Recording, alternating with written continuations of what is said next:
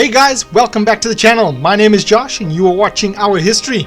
Today we are continuing with our series on Shaka Zulu, and today we are looking at his impact in the social and military revolution.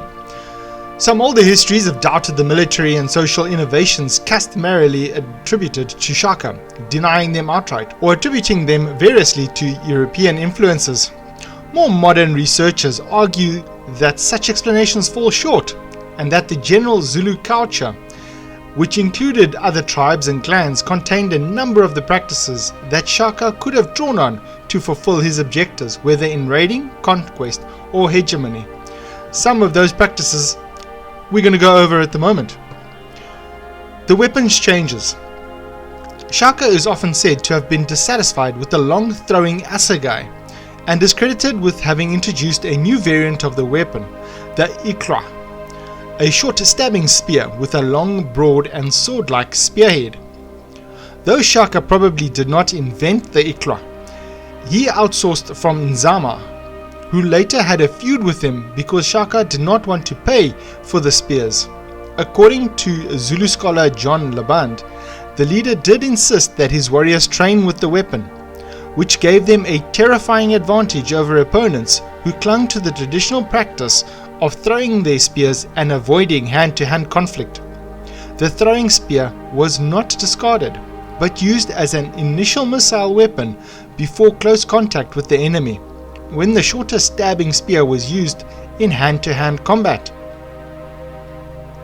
It is also supposed that Shaka introduced a larger, heavier version of the Nguni shield.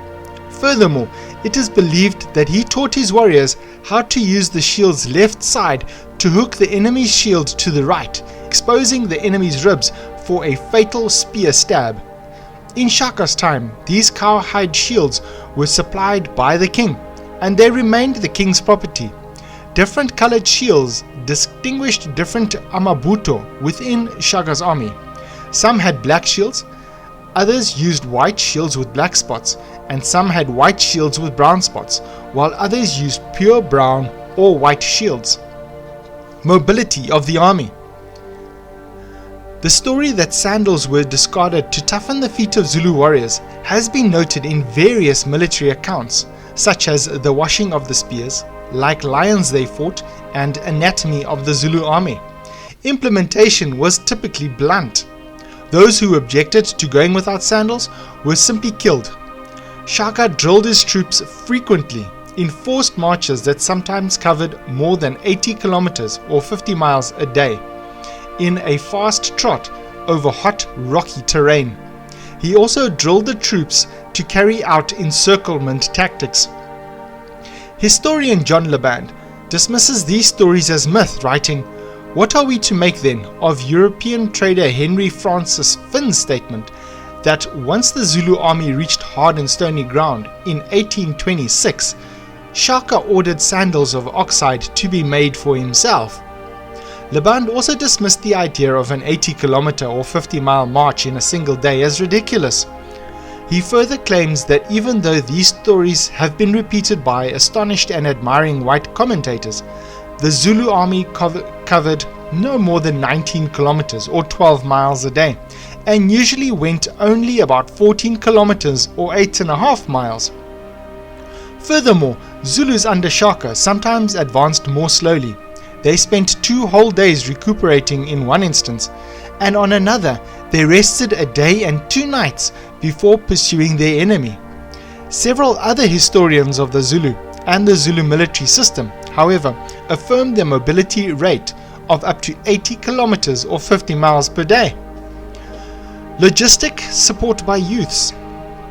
Boys aged 6 and over joined Shaka's force as apprentice warriors or ubudi, and served as carriers of rations, supplies like cooking pots and sleeping mats, and extra weapons until they joined the main ranks.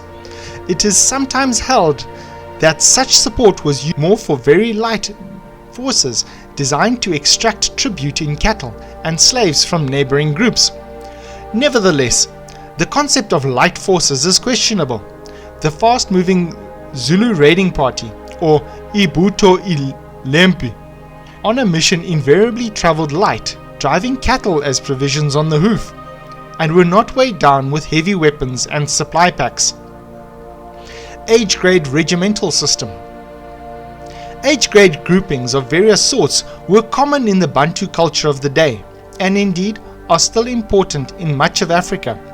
Age grades were responsible for a variety of activities, from guarding the camp to herding the cattle to certain rituals and ceremonies.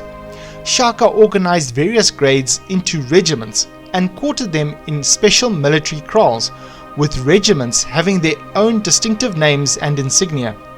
The regimental system clearly built on existing tribal cultural elements that could be adapted and shaped to fit an expansionist agenda. Bullhorn formation. Most historians credit Shaka with the initial development of the famous Bullhorn formation. It was comprised of three elements. The first was the main force, or the chest, which closed with the enemy impi and pinned it in position, engaging in melee combat. The warriors who comprised the chest were senior veterans. The second part was, while the enemy impi was pinned by the chest, the horns would flank the impi from both sides and encircle it. In conjunction with the chest, they would then destroy the trapped force. The warriors who comprised the horns were young and fast juniors. The third part, called the loins, was a large reserve and was hidden seated behind the chest with their backs to the battle, for the sake of them not losing confidence. The loins would be committed whenever the enemy impi threatened to break out of the encirclement. Discipline. Shaka created ruthless determination in his army by instilling his warriors with the knowledge of what would happen if their courage failed them in battle, or if their regiments were defeated. A brutal fate awaited them and their families if they did not perform well in combat. H. Rider Haggard learned about Shaka's methods from his great-nephew and late 19th century king Sechwayo Kamampande. As Shaka conquered a tribe, he enrolled its remnants in his army so that they might in their turn help to conquer others. He armed his regiments with short stabbing ikla instead of the throwing assegai, which they had been accustomed to use, and kept them subject to an iron discipline. If a man was observed to show the slightest hesitation about coming to close quarters with the enemy, he was executed as soon as the fight was over. If a regiment had the misfortune of being defeated, whether by its own fault or not, it would on its return to headquarters find that a goodly proportion of the wives and children belonging to it had been beaten to death on Shaka's orders, and that he was waiting their arrival to complete his vengeance by dashing out their brains. The result was that though Shaka's armies were occasionally defeated, they were rarely annihilated, and they never ran away. Shaka's methods versus European technology. The expanding Zulu power inevitably clashed with European hegemony in the decades after Shaka's death. In fact, European travelers to Shaka's kingdom demonstrated advanced technology such as firearms and writing, but the Zulu monarch was less than convinced. There was no need to record messages he held, since his messengers stood under the penalty of death should they bear inaccurate tidings. As for firearms, Shaka acknowledged their utility as missile weapons after seeing muzzle loaders demonstrated, but he argued that in the time that it took a gunman to reload, he would be swamped by charging spear-wielding warriors. The first major clash after Shaka's death took place under his successor Dingane against expanding European voortrekkers from the Cape. Initial Zulu success rested on fast-moving surprise attacks and ambushes, but the voortrekkers recovered and dealt the Zulu a severe defeat from their fortified wagon laager at the Battle of Blood River. The second major clash was against the Boer during 1879. Once again, the Zulu successes rested on their mobility, ability to screen their forces and to use and to close when their opponents were unfavorably deployed. Their major victory in the Battle of Isiljoana was the most prominent one. But they also forced back a British column in the Battle of Hlobane by deploying fast-moving regiments over a wide area of rugged ravines and gullies and attacking the British, who were forced into a rapid disorderly fighting retreat back to the town of Kambula, creator of a revolutionary warfare style. A number of historians argue that Shaka changed the nature of warfare in southern Africa from a ritualized exchange of taunts with minimal loss of life into a true method of subjugation by wholesale slaughter. Others dispute this characterization. A number of writers focus on Shaka's military innovations such as the Iklwa, the Zulu thrusting spear, and the buffalo horns formation. This combination has been compared to the standardization implemented by the reorganized Romans legions under Marius. Most controversially, still surrounds the character, methods, and activities of the Zulu king. From a military standpoint, historian John Keegan notes exaggerations and myths that surround Shaka, but nevertheless maintains fanciful commentators called him Shaka, the Black Napoleon, and allowing for different societies and customs, the comparison is apt. Shaka is without a doubt the greatest commander to have come out of Africa, as a borrower, not an innovator. Some scholars hold the popular depictions of Shaka as a suddenly appearing genius creating innovation were overstated, and that to the contrary, Shaka was a borrower and an imitator of indigenous methods, customs, and even ruler lineage already in place. They also argue that Shaka's line was relatively short-lived and receives undue attention compared to other longer established ones and rulers in the region. It seems much more likely that Shaka, seeking to build the power of a previously insignificant chieftain, drew on an existing heritage of statecraft known to his immediate neighbors.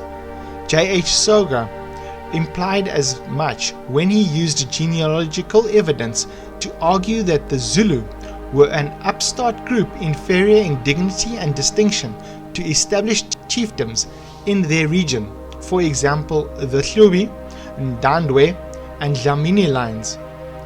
Using different informants and genealogical charts, A.T. Bryant arrived at similar conclusions. The Zulu line, a royal house of doubtful pedigree, was very short in comparison to Langene, Ndandwe, Swazi, and Hlubi lands.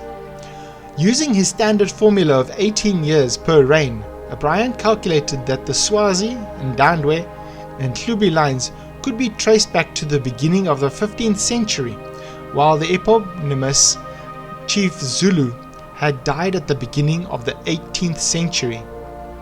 Etherington.